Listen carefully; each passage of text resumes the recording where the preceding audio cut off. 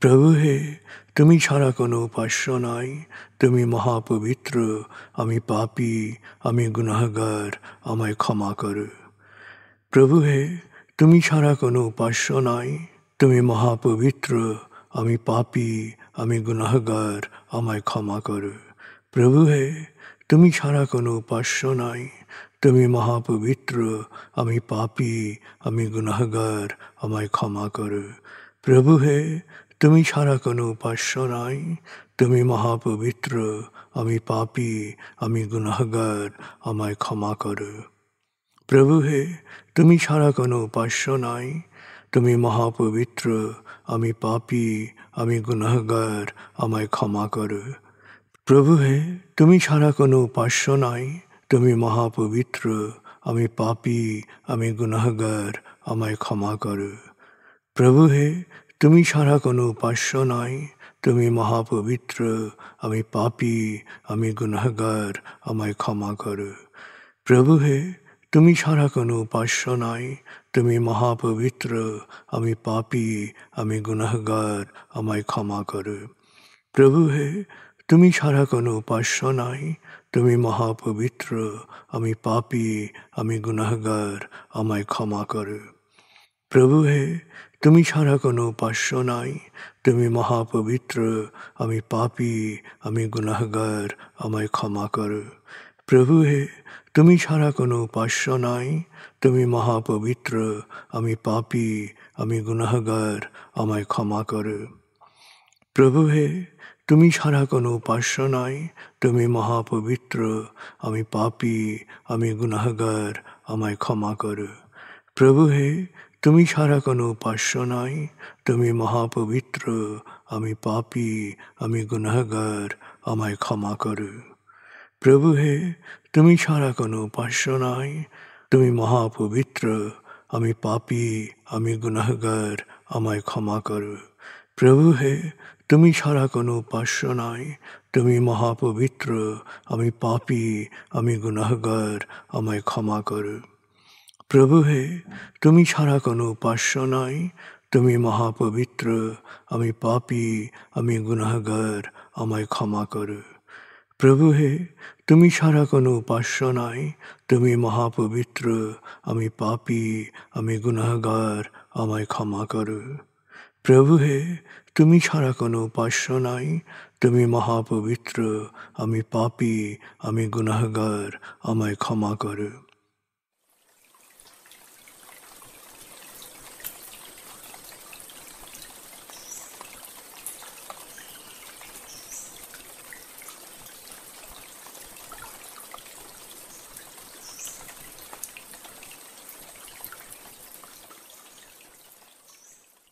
এবার আমরা সূরা তাকবীর এর মর্মবাণীর অংশ বিশেষে ডুবে যাব। তারপর ডুবে যাব আজকের জন্য নির্ধারিত সূরার তেলাওয়াত ও মর্মবাণীতে। 81 সূরা তাকবীর। দয়াময় মেহেরবান আল্লাহর নামে। যখন সূর্য অন্ধকারে ঢেকে যাবে, যখন তারকারাজি নিজেদের আলো হারাবে, যখন পর্বতমালা মরীচিকার ন্যায় উধাও হবে, যখন পূর্ণ গর্ভবতী উটনী পরিত্যক্ত হবে, যখন সকল বন্য পশুকে একত্র করা হবে, যখন সমুদ্রের জলরাশি স্ফীত হবে, যখন দেহে আবার আত্মা সংযুক্ত হবে, যখন জীবন্ত কবর দেয়া শিশুকন্যাকে জিজ্ঞেস করা হবে কি অপরাধে তাকে হত্যা করা হয়েছিল, যখন প্রত্যেকের আমলনামা দেখানো হবে, যখন আকাশের আবরণ সরানো হবে, যখন জাহান্নামের আগুন গনগনে লাল করা হবে, যখন জান্নাতকে দৃশ্যমান করা হবে, সেদিন প্রত্যেকেই জানতে পারবে কি পরিণতির জন্যে সে নিজেকে প্রস্তুত করেছে, বুঝতে পারবে কি করা উচিত ছিল আর কি করা উচিত হয়নি।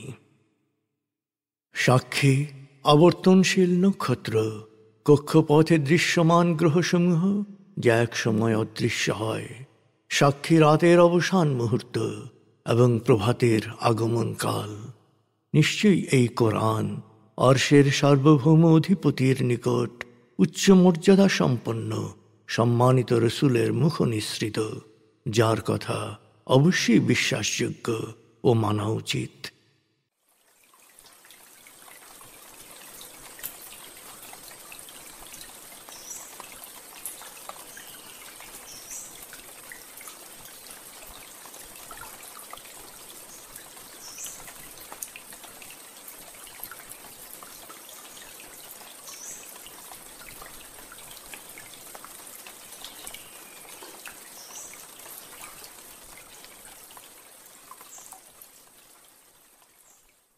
এবার আমরা সূরা আনাম 151 থেকে 165 আয়াতের তেলাওয়াত ও মর্মবাণীর গভীরে ডুবে যাব। 6 সূরা আনাম। বিসমিল্লাহির রহমানির রহিম। قل تعالوا أتل ما حرم ربكم عليكم ألا تشركوا به شيئا وبالوالدين إحسانا ولا تقتلوا أولادكم من إملاق نحن نرزقكم وإياهم ولا تقربوا الفواحش ما ظهر منها وما بطن ولا تقتلوا النفس التي حرم الله إلا بالحق ذلكم وصاكم به لعلكم تعقلون ولا تقربوا مال اليتيم إلا بالتي هي أحسن حتى يبلغ أشده وأوفوا الكيل والميزان بالقسط لا نكلف نفسا إلا وسعها وإذا قلتم فاعدلوا ولو كان ذا قربى وبعهد الله أوفوا ذلكم وصاكم به لعلكم تذكرون وأن هذا صراطي مستقيما فاتبعوه ولا تتبعوا السبل فتفرق بكم عن سبيله ذلكم وصاكم به لعلكم تتقون ثم آتينا موسى الكتاب تماما على الذي أحسن وتفصيلا لكل شيء وهدى ورحمة لعلهم بلقاء ربهم يؤمنون وهذا كتاب أنزلناه مبارك فاتبعوه واتقوا لعلكم ترحمون أن تقولوا إنما أنزل الكتاب على طائفتين من قبلنا وإن كنا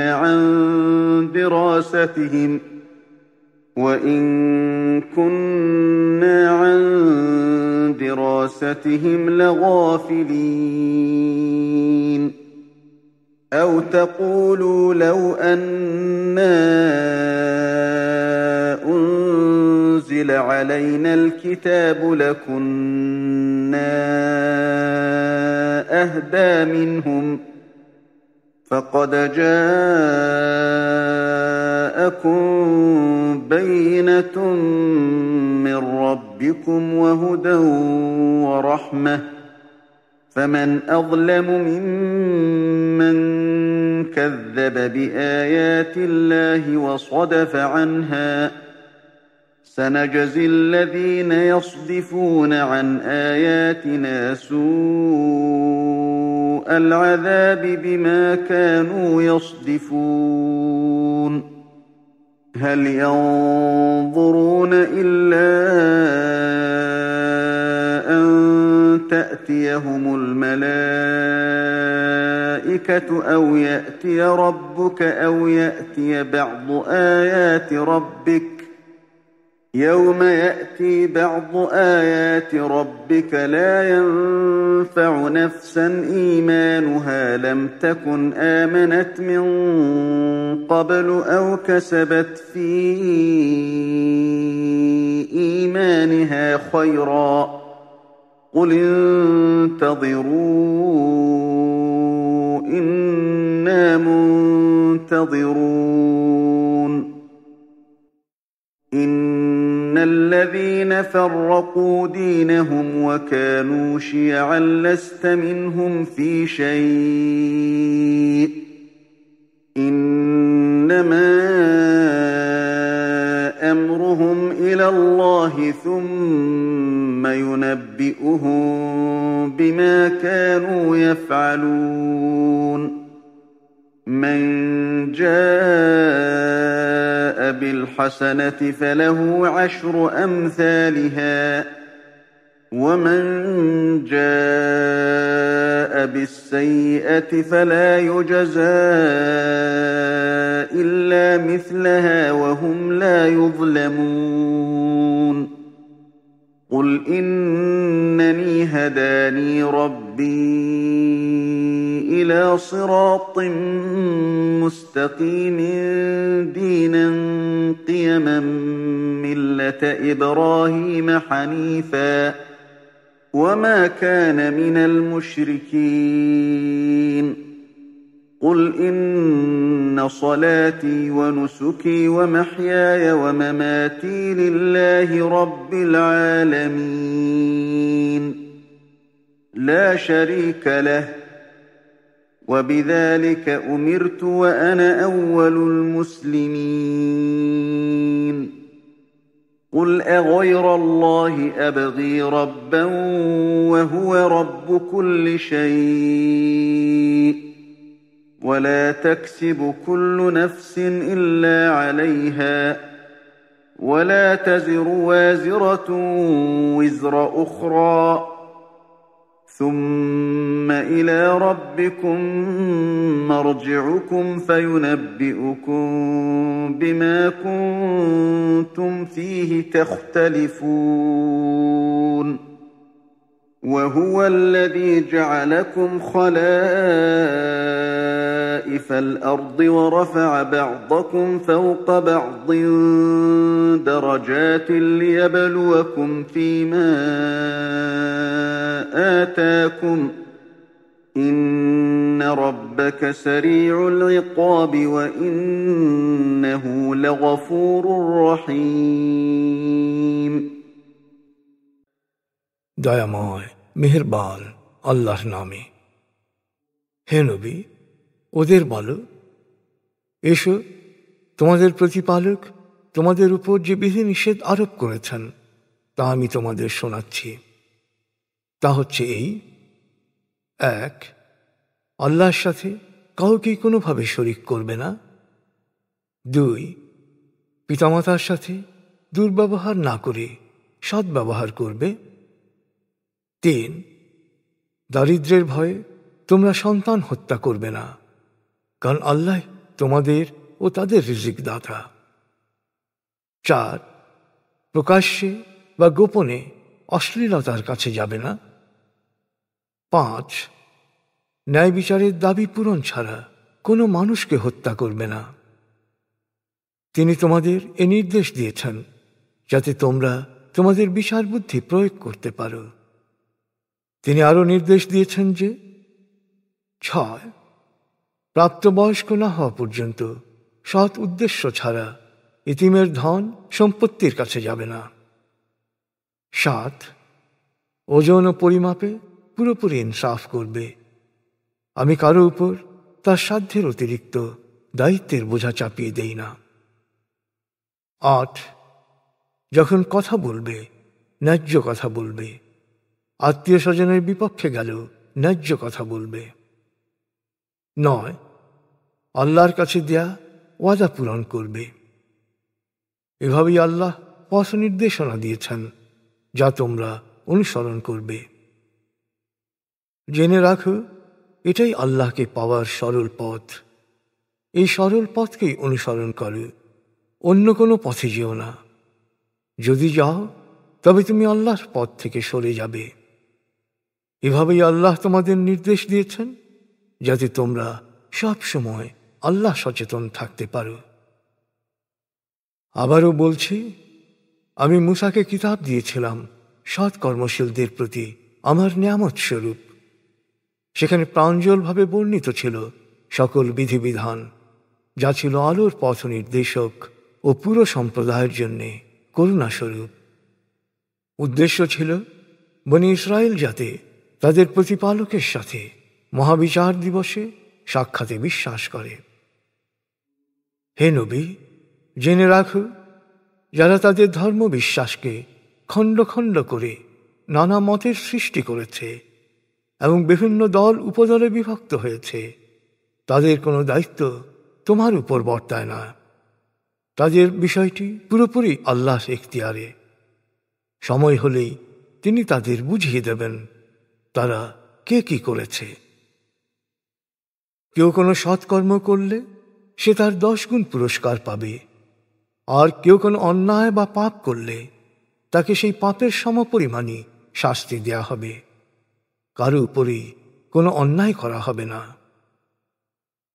হে নবী, বলো, আমার প্রতিপালক আমাকে পরিচালিত করেছেন সরল পথে। এটাই শাশ্বত ধর্মবিধান, এটাই ইব্রাহিমের পন্থা।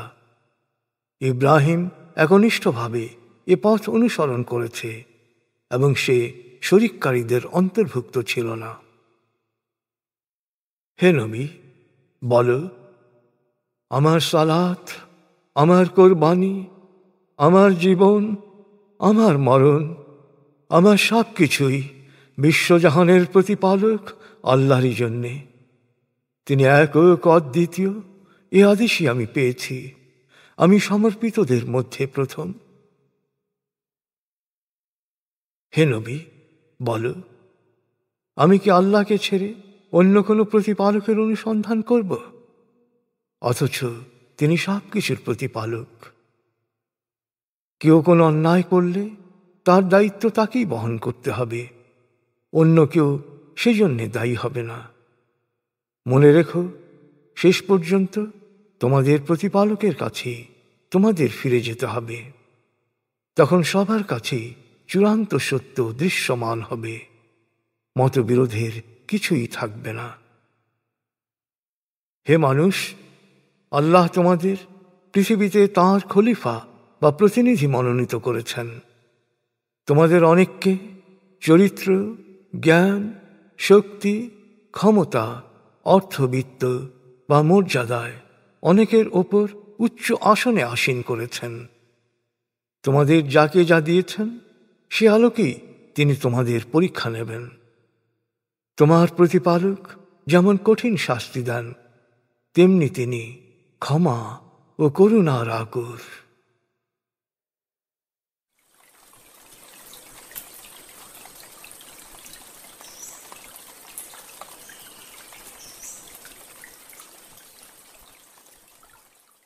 আপনি এতক্ষণ মর্মবাণীর গভীরে ডুবেছিলেন। এবার আপনার মনে মর্মবাণীর যে বিষয়গুলো দাগ কেটেছে সেই বিষয়গুলোর ভাবনায় ডুবে যান।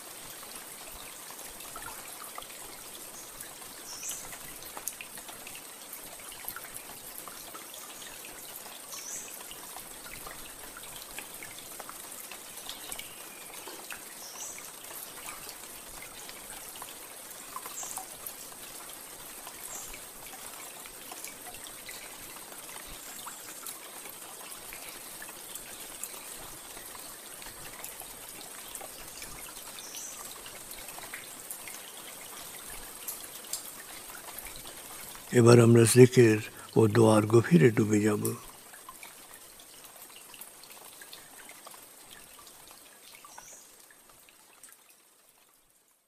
এবার হালকাভাবে চোখ বন্ধ করুন, লম্বা দম নিন, নাক দিয়ে দম নিন, আস্তে আস্তে মুখ দিয়ে দম ছাড়ুন।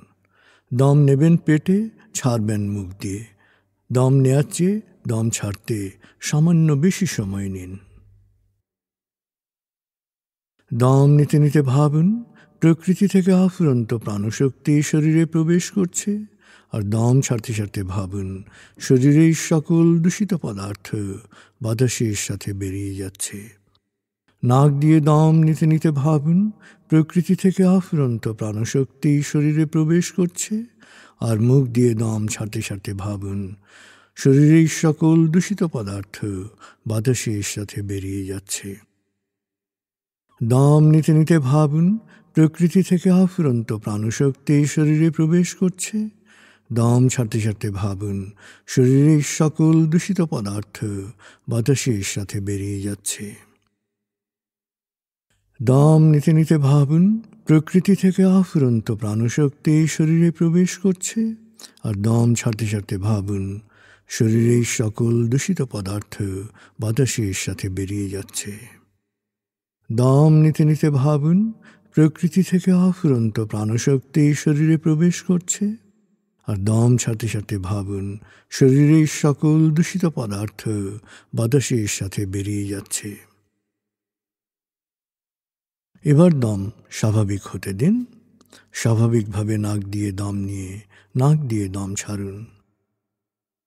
আপনার অঙ্গ শিথিল ও নিষ্প্রাণ হয়ে আসছে। এবার নাক দিয়ে ধীরে ধীরে দম নিয়ে বেশ সময় নিয়ে ধীরে ধীরে নাক দিয়ে দম ছাড়ুন। দম নেওয়ার চেয়ে ছাড়ায় সময় একটু বেশি নিন। ধীরে ধীরে দম নিন, ধীরে ধীরে দম ছাড়ুন। ধীরে ধীরে দম নিন, ধীরে ধীরে দম ছাড়ুন। ধীরে ধীরে দম নিন, ধীরে ধীরে দম ছাড়ুন। ধীরে ধীরে দম নিন, ধীরে ধীরে দম ছাড়ুন। ধীরে ধীরে দম নিন, ধীরে ধীরে দম ছাড়ুন। এবার দম স্বাভাবিক হতে দিন। আপনি এখন দম খেয়াল করুন। বাতাস নাক দিয়ে ফুসফুসে প্রবেশ করছে, আবার বেরিয়ে আসছে। আপনার পুরো মনোযোগ নাকে দমের প্রবেশ পথে দিন। বাতাস স্বাভাবিক যাওয়া আসা করুক, আপনি শুধু দম খেয়াল করুন।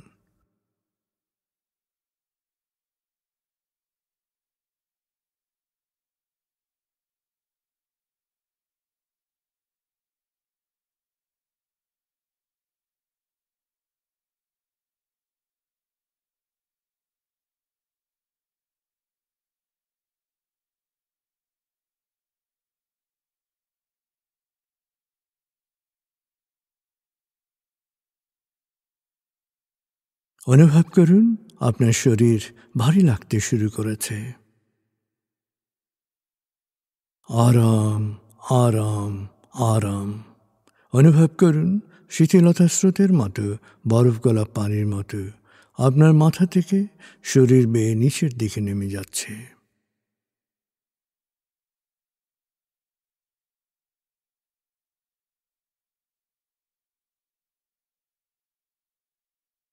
আপনি এখন পুরোপুরি শিথিল। শিথিলায়নের গভীর স্তরে প্রবেশ করেছেন আপনি। আপনার ব্রেন ওয়েভ বিটা স্তর থেকে নেমে গেছে আলফায়। মনের বাড়ির পথে আপনি এখন আলফা স্টেশনে এসে পৌঁছেছেন। এই স্টেশনে আপনার জন্য রয়েছে বিশেষ ওয়েটিং রুম। আলফা স্টেশন থেকে আপনি এখন মনের বাড়িতে যাচ্ছেন। আমি গণনা শুরু করছি। 19,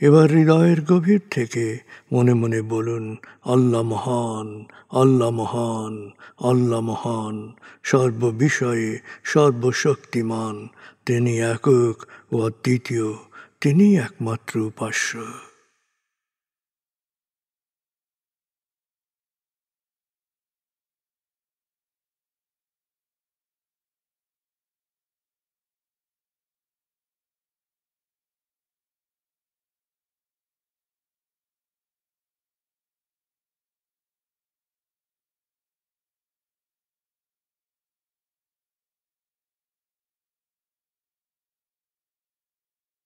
হৃদয়ের গভীর থেকে প্রার্থনা করুন, হে আল্লাহ, তুমি আমাদেরকে বিশ্বাসী, সৎকর্মশীল, সংঘবদ্ধ মানুষ হিসেবে কোয়ান্টাম ফাউন্ডেশনে একাত্ম করেছ।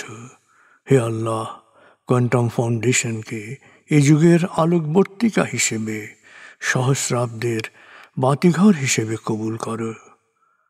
কোয়ান্টাম ঘরে ঘরে, মেডিটেশন ঘরে ঘরে এ অনুরণন সার্থক করো।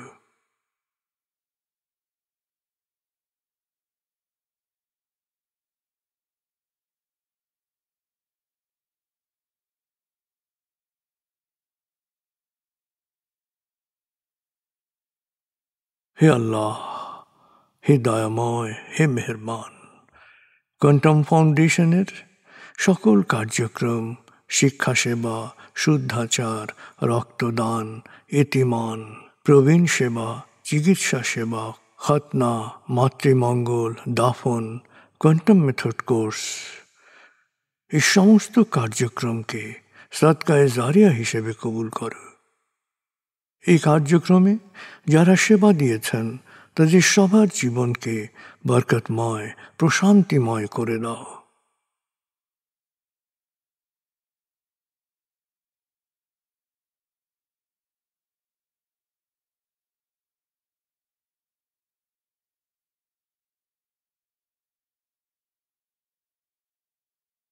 হে আল্লাহ, গত ৩০ বছর ধরে ফাউন্ডেশনের কাজগুলোকে গতিশীল রাখার জন্যে যারা নিয়মিত দান করেছেন, যারা এককালীন দান করেছেন, যারা জাকাত দিয়েছেন, যারা স্থাবর অস্থাবর সম্পত্তি দান করেছেন, তাদের সবার দানকে তুমি সৎ দান হিসেবে কবুল করো, সদকায়ে জারিয়া হিসেবে কবুল করো। তাদের পরিবারে সুখ ও প্রশান্তি দান করো, তাদের ধন সম্পত্তিতে বরকত দান করো।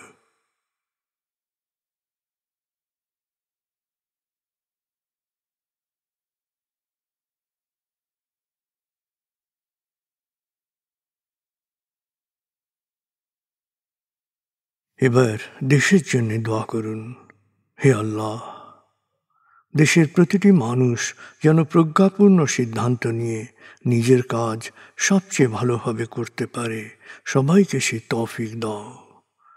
হে আল্লাহ, তুমি আমাদের তোমার বিশেষ অনুগ্রহ ভাজন জাতিতে পরিণত করেছ, অফুরন্ত অনুগ্রহ সম্পদ দিয়েছ, বিশ্বকে বিভিন্ন ক্ষেত্রে নেতৃত্ব দেওয়ার মতো মেধা ও মস্তিষ্ক দিয়েছ।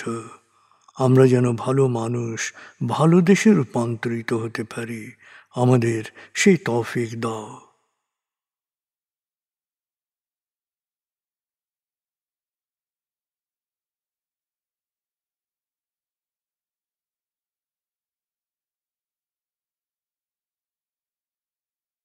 ভালো মানুষ, ভালো দেশ, স্বর্গভূমি বাংলাদেশ। ভালো মানুষ, ভালো দেশ, স্বর্গভূমি বাংলাদেশ। ভালো মানুষ, ভালো দেশ, স্বর্গভূমি বাংলাদেশ। দেশের জন্যে প্রার্থনা করুন। দেশকে যেমন দেখতে চান সেভাবে প্রার্থনা করুন।